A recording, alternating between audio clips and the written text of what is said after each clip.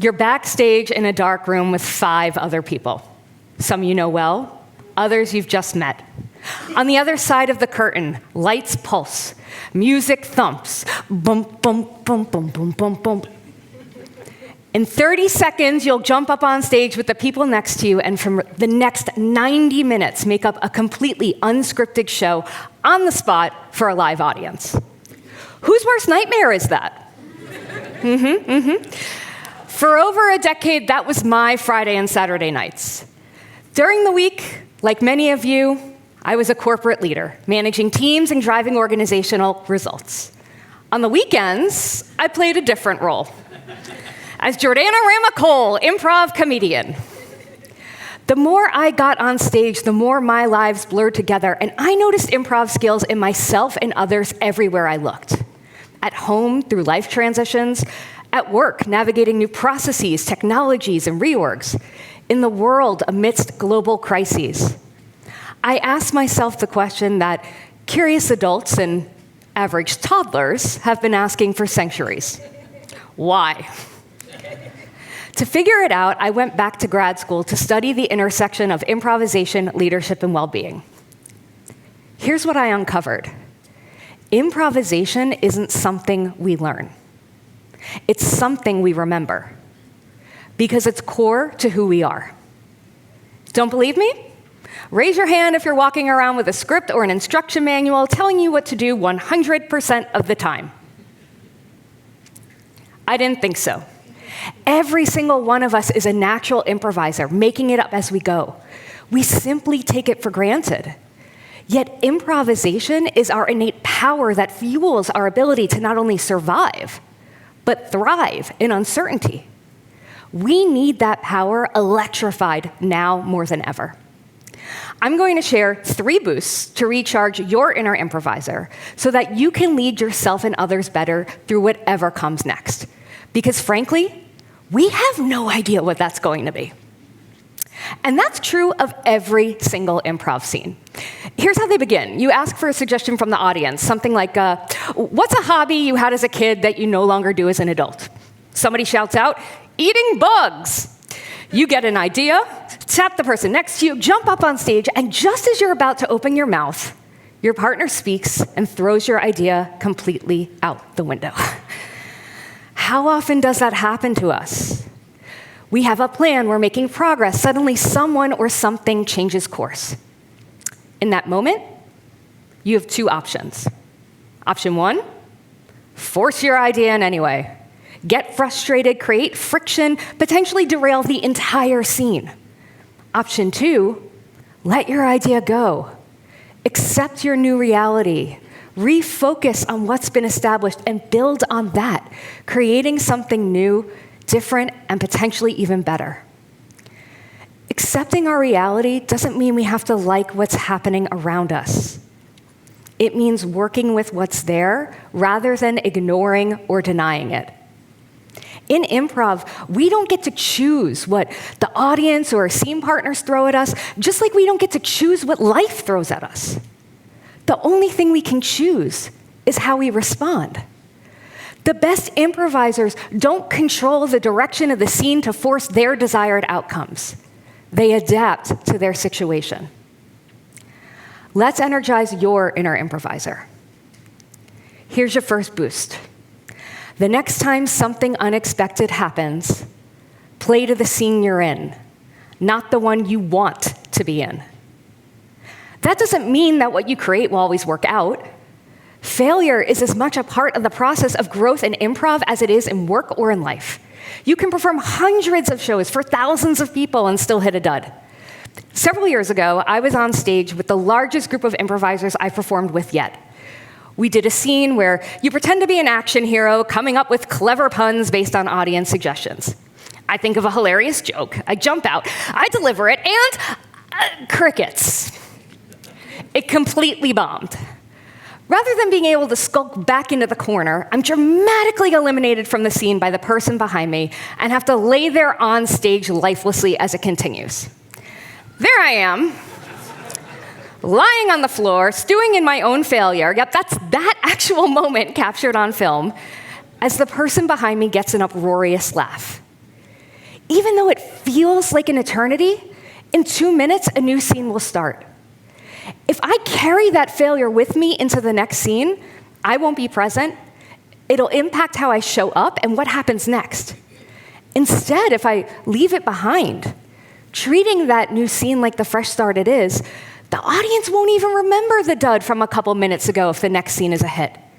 Because no one zooms in on our own failures or plays them on repeat as much as we do. Leaving it behind doesn't mean ignoring it completely.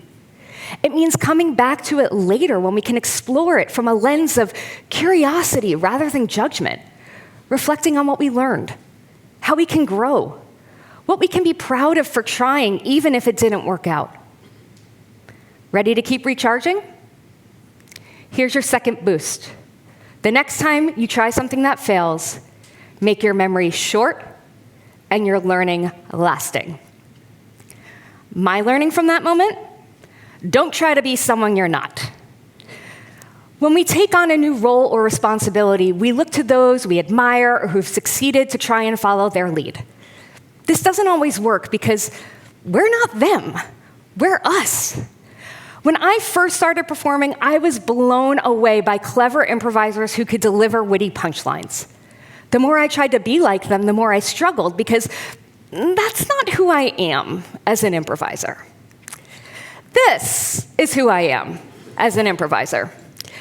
If you're wondering what I'm doing, I'm being a waterfall. Shh. My strengths as an improviser aren't being clever. They're being bold, expressive, and energetic. The more I leaned on these strengths, the more confident I became, the better shows went, the more energy I had, even at the end of a hard night. Research backs this up.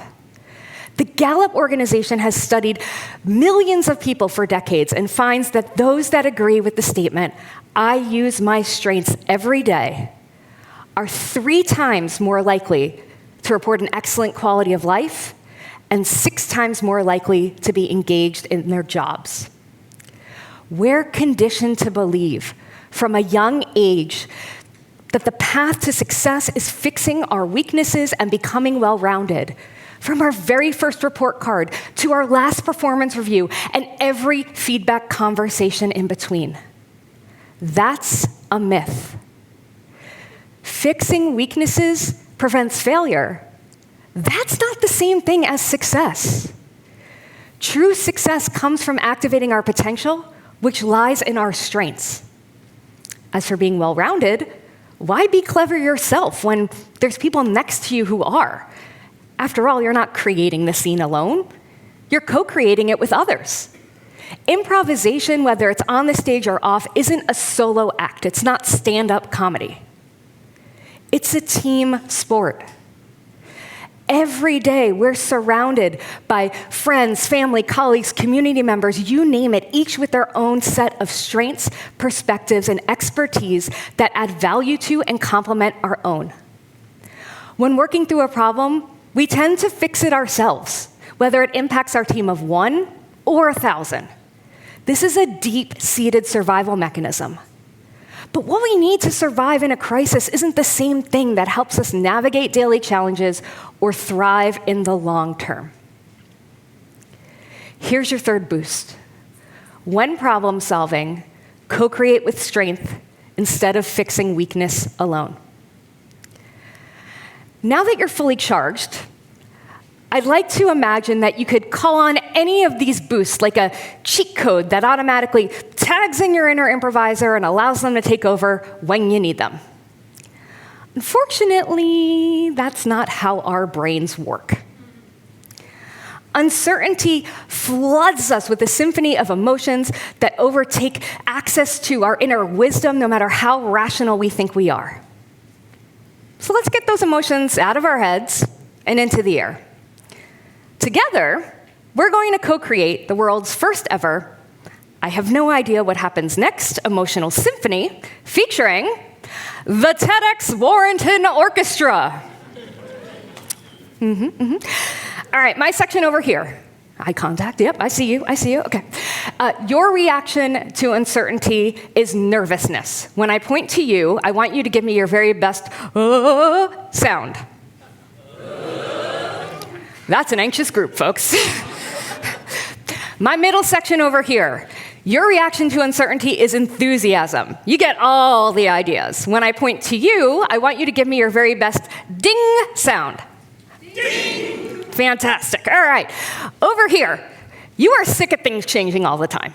Your reaction to uncertainty is frustration. When I point to you, I want you to give me your very best grrr sound.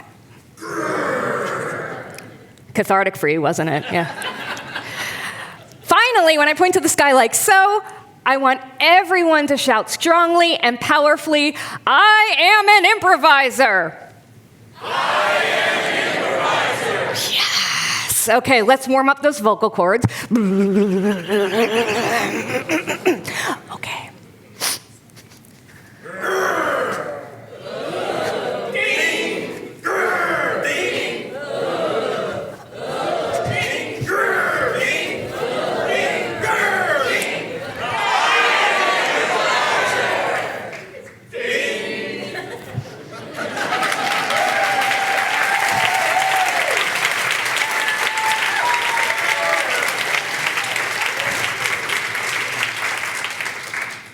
That deserves a bow for you all. Yes, yes. Can you feel the energy shift in the room? Here's a bonus boost. If all else fails, the best way to activate your inner improviser is to give yourself permission to play for 5 minutes in whatever way feels authentic to you. Play interrupts our current state and introduces a moment of joy and presence that opens the door for exploration and possibility. For those of you who are a little too cool to play, don't think I didn't see you phoning it in the symphony. Here's a quote from my favorite improviser, Amy Poehler. Nobody looks stupid when they're having fun. In the spirit of improv, I'm going to yes and Amy and add, just because life is serious doesn't mean you always need to be. If we let our inner improvisers out to play a little more often, imagine what type of future we might co-create together. Thank you.